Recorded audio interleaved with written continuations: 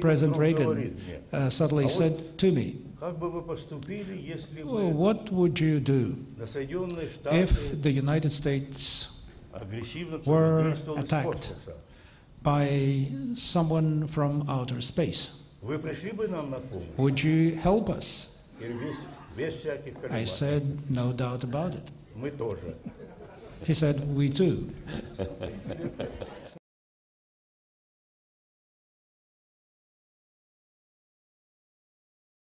To get along, and I stimulated that in every way, and I believe that that's very important, particularly when leaders such as the heads of the Soviet Union and the United States at that time meet, because until the Geneva summit for 6 years there hadn't been summits between the Soviet and American leaders at a time when the situation was very tense. So my final view of President Reagan is that he was a great president. He was a person who represented the right wing of the Republican Party and who was able to go beyond many stereotypes, and despite all the criticism from some members of his own team, from some people who are present here today, he still made reciprocal steps, working with Gorbachev, working with the Soviet Union. I would like to thank George Shultz for his great contribution in making our relations a constructive, open, and mutually respectful relationship. We learned to listen to each other, and to put questions and discuss questions, and we ultimately built a situation that produced the decisions that we took. I had the privilege of being at the Geneva meeting, and I watched it unfold. And as I think back on it, I saw the relationship between Presidents Gorbachev and Reagan evolve. It went on for 2 days. The first thing that happened was a private meeting. And it was scheduled to go on, I think, for 10 minutes. It went on for about an hour and a half. And a lot of people were nervous, break it up, get on the schedule. I said, well, no, don't break it up. This is what it's for.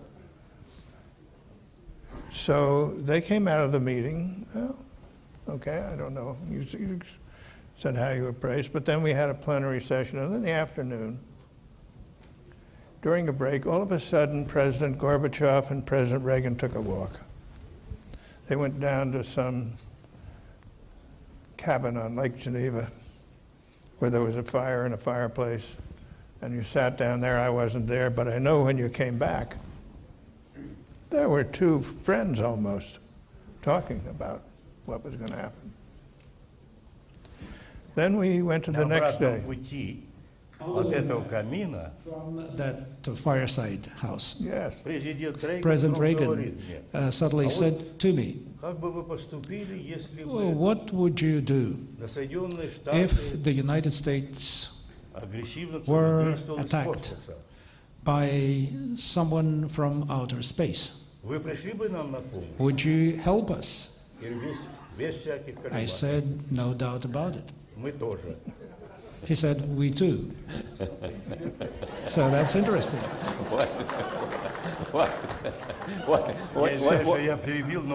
I'm sorry for having interrupted you, but it was an interesting moment. It was. I'm so happy you did. So, yes? Wait a minute.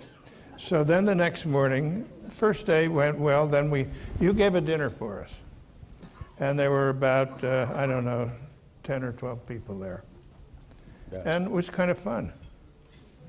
And Raisa was there, Nancy Reagan was there, and so there was a little bit of feminine presence, which always helps. Then the next morning, so things seem to be going well. The next morning, I think President Reagan, as he always did in her private meeting, put a lot of emphasis on human rights, Soviet Jewry, and so on, as I read the transcript. And you both came out, and there was a little tension. But I said to myself, one of the things that has emerged from this is that President Gorbachev, who I had met with several times before this, sees how important this subject is to President Reagan. Then we had a little explosion about strategic defense, which was always a big topic.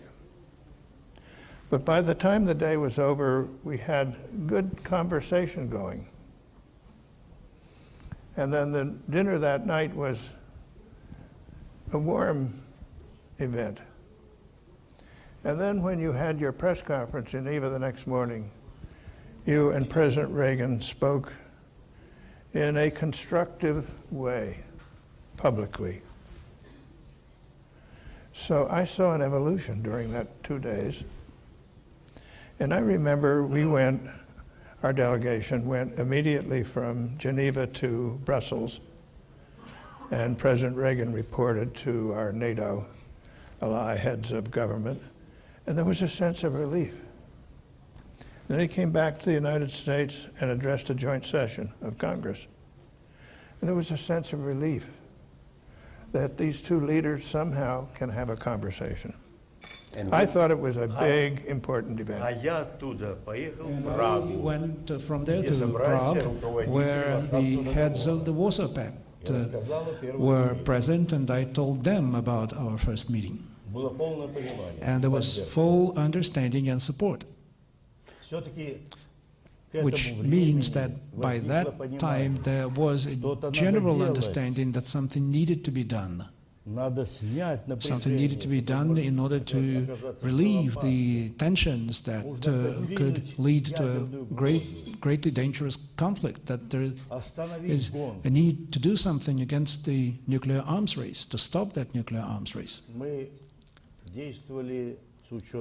So we were acting with due account for the signals that we were getting from the people in our countries and in other countries.